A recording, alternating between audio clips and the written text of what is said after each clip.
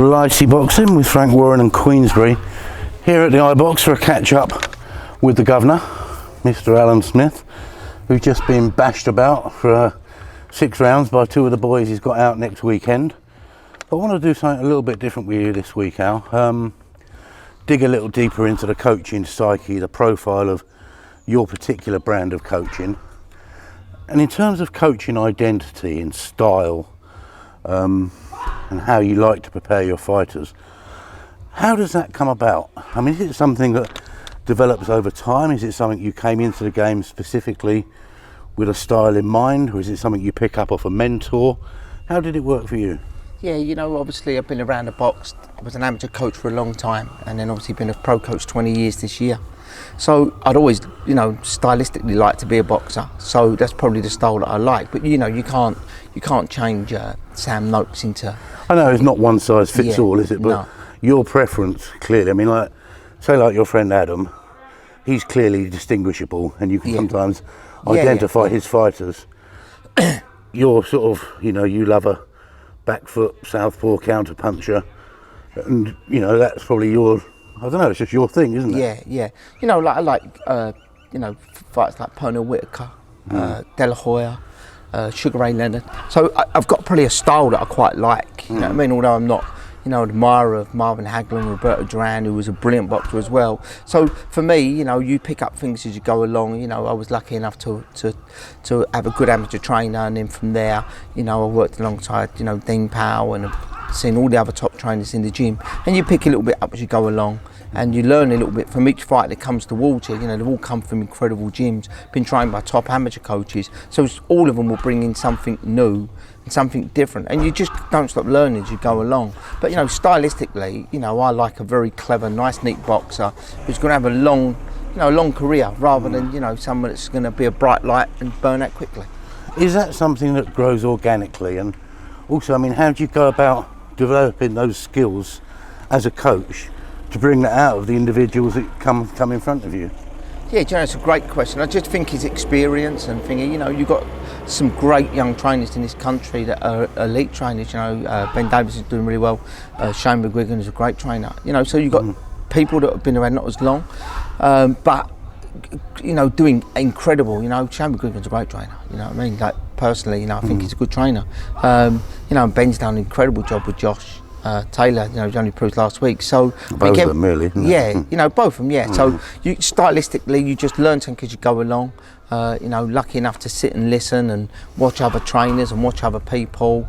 You know, I've had some real good fighters along the way. You know, working with Johnny Armour, Patrick Mullins, Mark Baker, all of them were great fighters, and all taught me a little bit saying as you go along and you go to different gyms. You know, I had Danny Hunt, who was great, who sparred loads with Scott Harrison, you know, and Peter Harrison. So you learn a little bit as you go along, and you just learn that little bit more, and you know, fancy pads and all the rest of it don't make a trainer. Unfortunately, it's that you as a person, you've got to be the mother, the father, the matchmaker, you know, you've got to talk tickets. to tickets, make sure his medical's done, and that's a coach. There's a difference between a trainer and a coach, and you know, unfortunately, you know, there's some, you know, if you've not got a great team around you, and lucky if I can pick up the phone and ring, you know, Adam Booth for advice, Joe Gallagher for advice, or, you know, the matchmaker, or Frank himself. So you can always learn something, and, you know, just experience is a you know, it's not rushed. So what does the Al of today think of the Al of 20 years ago?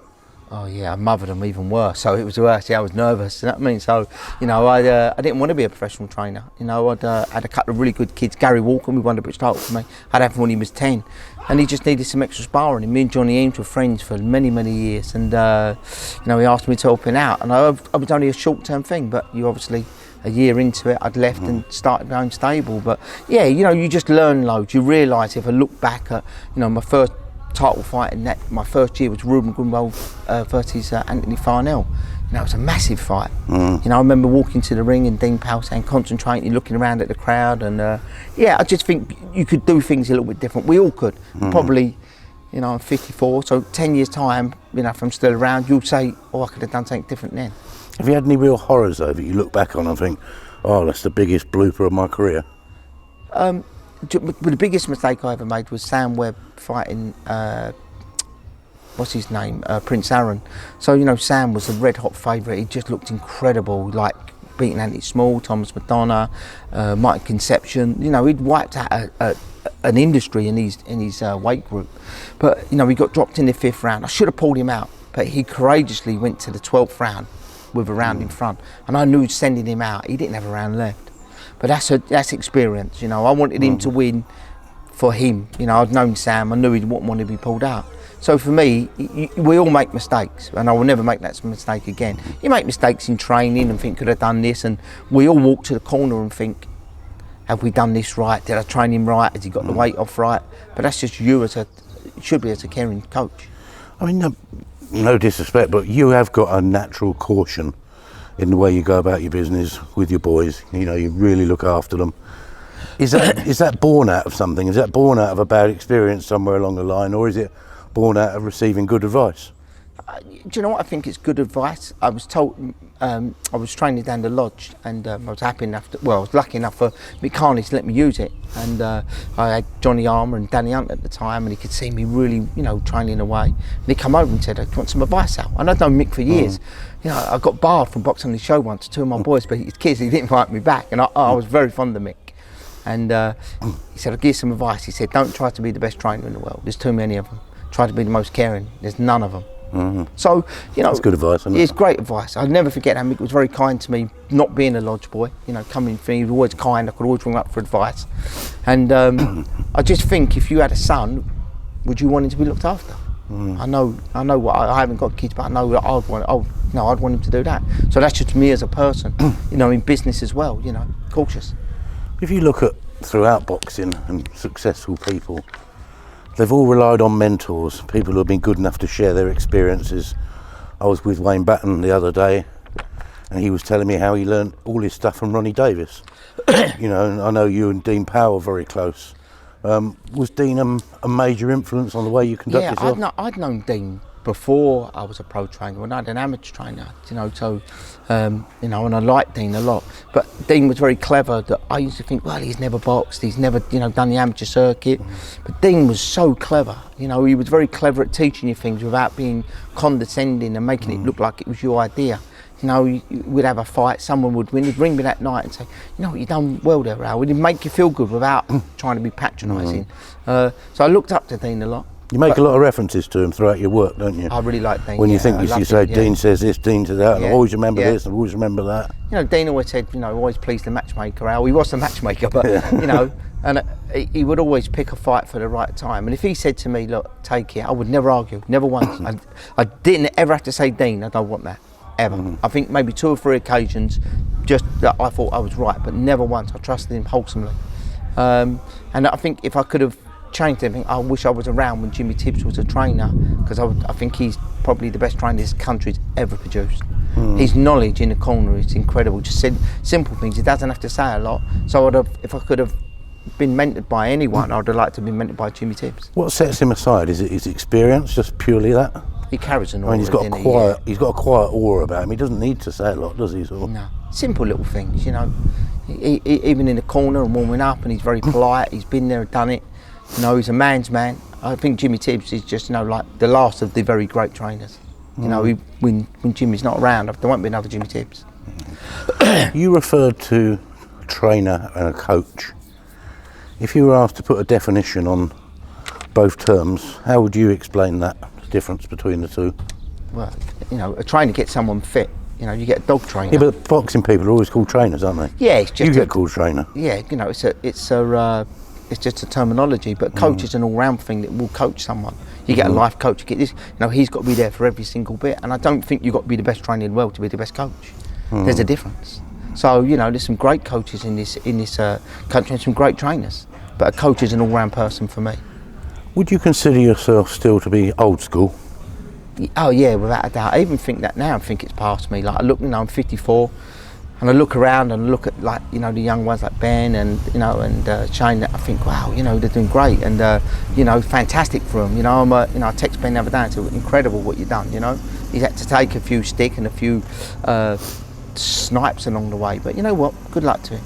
But yeah, you know, I like to do it my way. I won't change. You know, if a strength trainer says you can't do this, I'll just say, hey, unfortunately, it's me that has to take the RAF if he loses. Yeah, where I was going with that is like, how open are you to the scientific advances that so many sports are embracing, and it's creeping a little bit into boxing? How open are you to that? Yeah, you need them. You can't do without them. You know, it's something that that's you know that's involved. But you know, even Adam Booth, who's got a sports science degree, even says it should only make 8% difference of your performance. So That's as long quite as a lot, I'm, though, isn't it? yes, a lot. But you look back in Sugar Ray Leonard and Roberto Duran and Rocky Marciano, never had it. Could do longer rounds, faster pace, but everything, evolution is in anything in life. So you need it, but you've still got to be in control. I'm not going to keep you much longer because I know you've got about 10 fighters coming in tonight.